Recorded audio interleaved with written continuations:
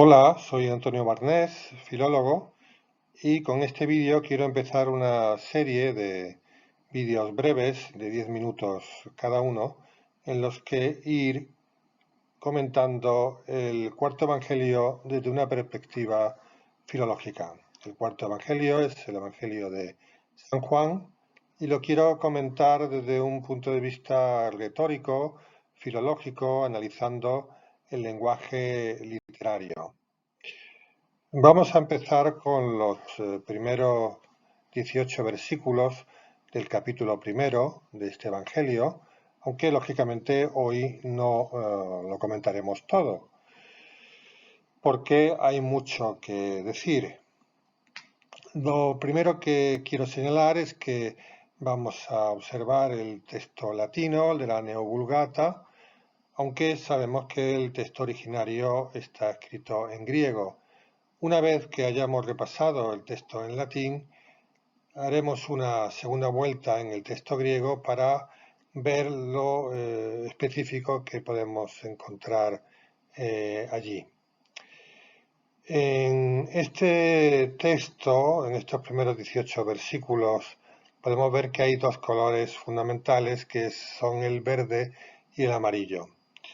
El verde indica repeticiones, estrategias de repetición, que es algo muy propio del lenguaje humano y sobre todo del lenguaje artístico, pero la repetición está presente en la música, en la danza, en cualquier actividad humana, teniendo en cuenta que el hombre es un ser temporal, pues lógicamente tiene que haber una repetición, un ritmo, una variación de ese ritmo.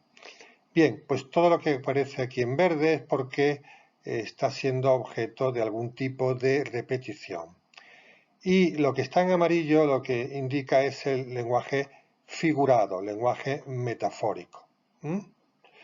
Es decir, ese lenguaje que está expresando algo diferente de lo que literalmente se está diciendo.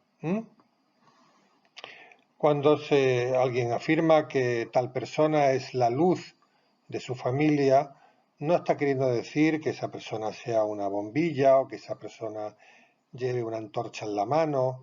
Se está queriendo decir que esa persona es fuente de alegría, fuente de felicidad de esa familia, ¿no? Pues bueno, pues eso es una metáfora que utilizamos continuamente y que es algo tan continuo que muchas veces no advertimos que lo que estamos diciendo es precisamente metafórico. Esto que se da en el lenguaje común, en el lenguaje literario, con más motivo, ¿no? Porque es también una de las maneras que tiene el ser humano de poder decir mucho más que lo que literalmente se puede expresar con las palabras. Vamos a leer los dos primeros versículos. Lo leo directamente en castellano. En un principio existía la palabra y la palabra estaba junto a Dios y la palabra era Dios. Esta estaba en un principio junto a Dios o en Dios. Bueno, aquí vemos una repetición evidente de dos palabras, de la palabra verbum y de la palabra deus, aunque es cierto que también se repite la palabra principio. Pero lo más repetido es ese verbum y ese deum, que se llega a repetir también con una estructura en quiasmo. ¿Qué es una estructura en quiasmo? Es una estructura en A, B, B, A. Es lo que está aquí cuando leemos verbum deum, deus verbum. Verbum erat apud deum, et deus erat verbum. Está repetido verbum, está repetido deum, aunque en caso diferente, deum y deus, pero vemos que no está repetido de cualquier modo, sino con una estructura A, B, B, A. Eso nos está indicando que, desde el punto de vista retórico, que el verbo es como el pórtico y el cierre de la palabra Dios, es decir, que el verbo contiene a Dios, lo encierra, lo desvela, nos encamina hacia. De manera que la conexión entre el Verbo y Dios es una conexión muy, muy íntima, como se expresa precisamente en la última oración. Y el Verbo era Dios.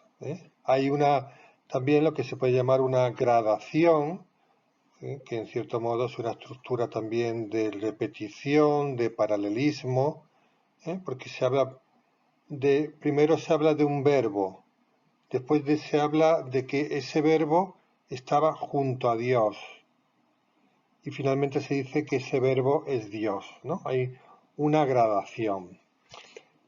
Esa identificación entre el verbo y Dios, y que estoy hablando solamente en términos retóricos, en términos filológicos, no estoy hablando en términos teológicos, pues está expresada de modo admirable por el quiasmo, es decir, esa estructura ABBA en la que el verbo encierra a Dios es una estructura de desvelamiento. Y se cierra el círculo porque al final se dice, este estaba en un principio junto a Dios. Ya lo había dicho que existía desde el principio y había dicho que estaba junto a Dios, pero lo vuelve a decir, de manera que es una estructura de alguna manera en anillo, ¿no? Que empieza y acaba de un modo circular. Vemos, por tanto, que el comienzo de este texto, que nosotros le llamamos el Evangelio de San Juan o el cuarto Evangelio, empieza con una afirmación, podríamos decir, sublime, y expresada de una manera muy, muy bella, muy bella. De manera que no hay una retórica de introducción, sino que hay un mensaje inicial fuerte desde el punto de vista del mensaje y fuerte desde el punto de vista de la retórica. En un principio existía la palabra y la palabra estaba junto a Dios y la palabra era Dios. Esta estaba en un principio junto a Dios. Es muy curioso porque se conecta la palabra con Dios, pero al mismo tiempo se distingue. De alguna manera es una afirmación que rompe el principio de una contradicción, porque una cosa es estar junto a algo y otra cosa es ser ese algo. Y sin embargo, aquí se manifiestan las dos cosas a la vez. El verbo está junto a Dios y al mismo tiempo el verbo es Dios. Bien, a continuación hay una frase en la que se repiten 3 veces la misma palabra prácticamente. Facta sunt, factum es, factum es.